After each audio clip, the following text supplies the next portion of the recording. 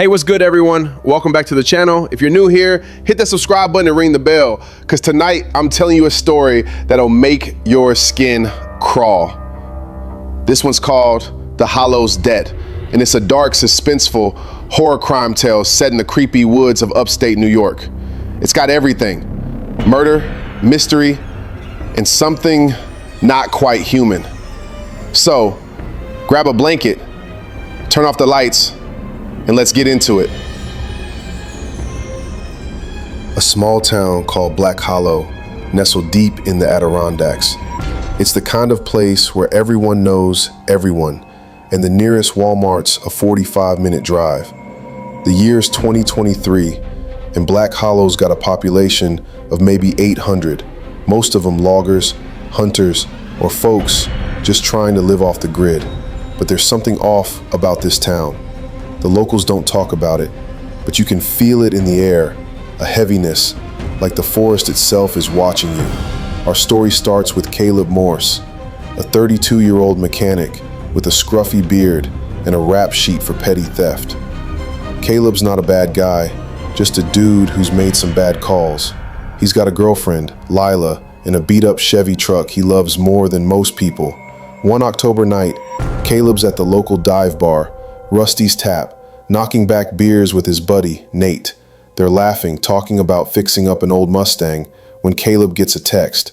He glances at his phone, and his face goes pale, like he's seen a ghost. Nate leans over, concerned. "Yo, you good, man?" Caleb mutters something about needing to head out, grabs his jacket, and bolts. That's the last anyone sees of him. His truck's found the next morning, parked on a dirt road deep in the woods, keys still in the ignition, engine cold, no blood, no signs of a struggle, just nothing. Caleb's gone, like he stepped off the edge of the world. The town's buzzing.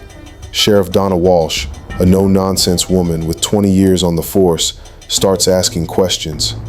Lila's a wreck, saying Caleb was acting weird for weeks, jumpy, looking over his shoulder, muttering about paying what he owes, but to who or what? Nobody knows. The cops search the woods, but those trees are thick and the trails twist like a maze. Days turn into weeks, and Caleb's case goes cold. Black Hollow moves on, but the whispers don't stop. Some say Caleb ran off. Others say the forest took him. Fast forward 6 months. It's spring 2024, and a new face rolls into Black Hollow. Ethan Kane, a 29-year-old true crime podcaster from Brooklyn. Ethan's got a decent following, maybe 50,000 listeners, who love his deep dives into unsolved cases. He's in town chasing a story for his podcast, The Unraveled Thread.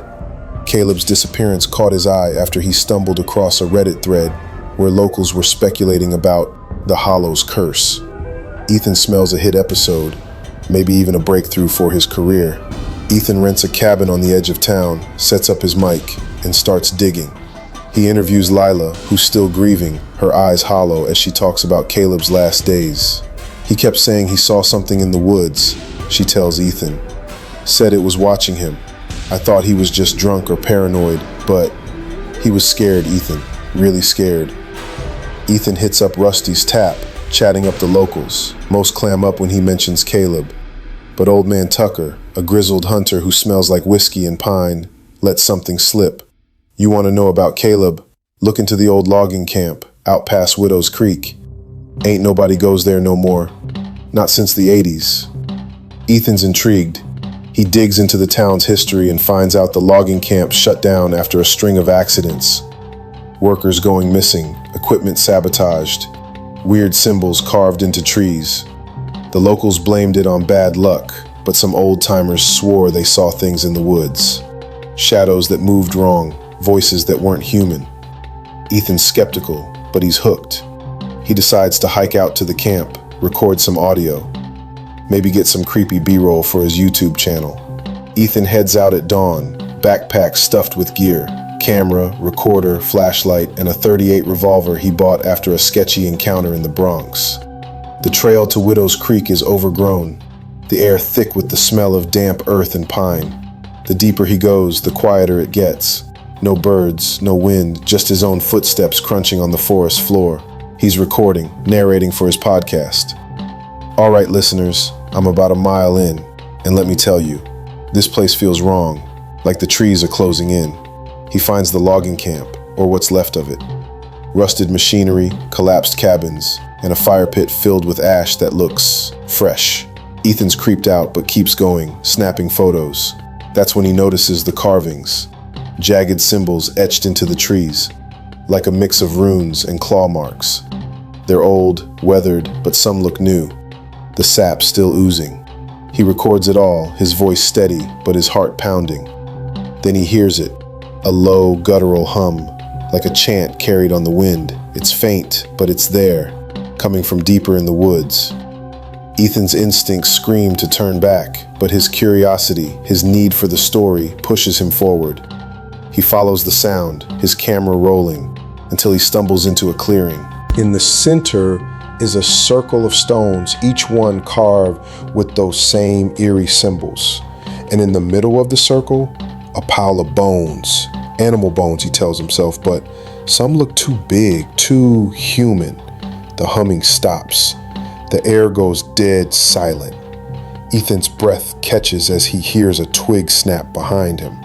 He spins around, gun drawn, but there's nothing, just trees and shadows. "Who's there?" he calls, his voice cracking. No answer, but he feels it. Eyes on him, cold and unblinking. He backs away, heart hammering, and bolts back to the trail. Back in town, Ethan's shaken but determined. He uploads his footage to his laptop and notices something in the video. A shadow in the trees, tall and thin, with limbs that bend at wrong angles. It's only there for a frame, but it's enough to make his blood run cold. He posts a teaser clip to his X account, asking if anyone recognizes the symbols. The post blows up, with locals chiming in, some warning him to leave it alone, others DMing cryptic messages about the debt.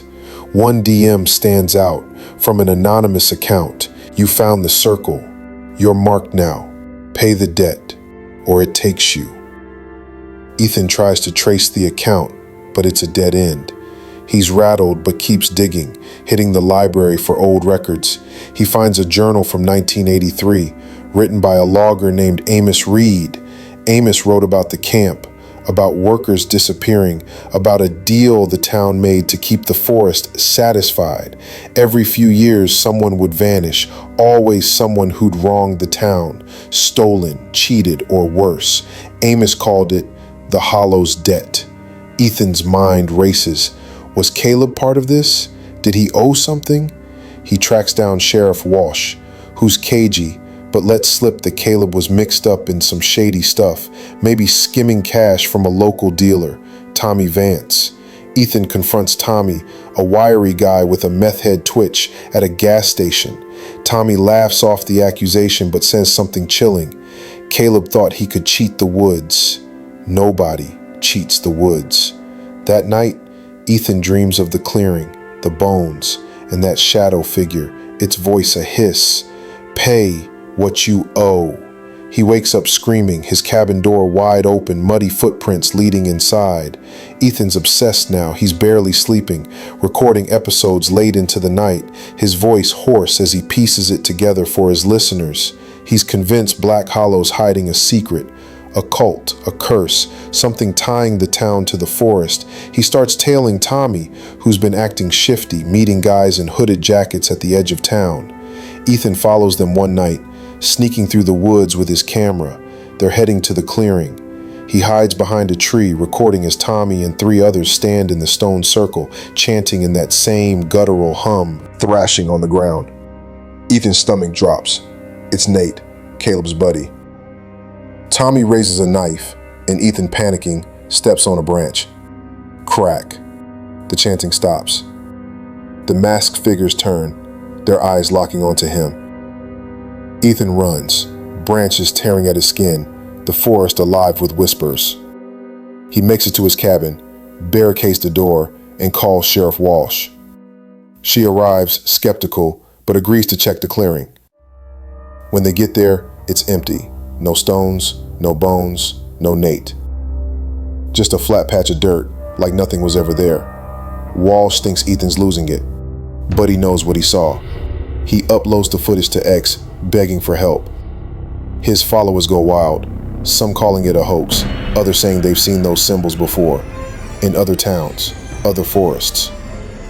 One user sends him a grainy photo from 1987, a group of Black Hollow locals, including a younger Sheriff Walsh, standing in that same clearing, holding wooden masks. Ethan confronts Walsh at the station, shoving the photo in her face. "What the hell is this?" She goes pale, then sighs, like she's been carrying a weight for decades. Resigned. "You don't understand, Ethan. You can't fight it." She tells him the truth, or part of it. Black Hollow's been paying the debt for over a century. It started with the loggers, who cut too deep into the forest, angered something ancient. People started disappearing, livestock mutilated, until the town made a pact. Every few years, they'd offer someone, a thief, a cheat, someone the town could spare. In return, the forest left them alone. Caleb was chosen because he stole from Tommy, who's part of the inner circle. Nate? He started asking too many questions after Caleb vanished. "It's not a cult," Walsh says, her voice hollow. "It's survival." Ethan's horrified. "And me? Am I next?" Walsh doesn't answer, just looks away. That night, Ethan plans to leave, but his car won't start. His phone's dead, the cabin's power cut.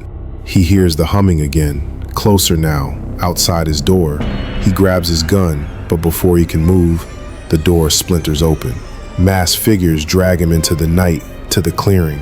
The stones are back, the bones piled high. Tommy's there, knife in hand, chanting with the others. Ethan fights, but they're too strong. They tie him down, and the humming grows louder. The air thick with something ancient, hungry.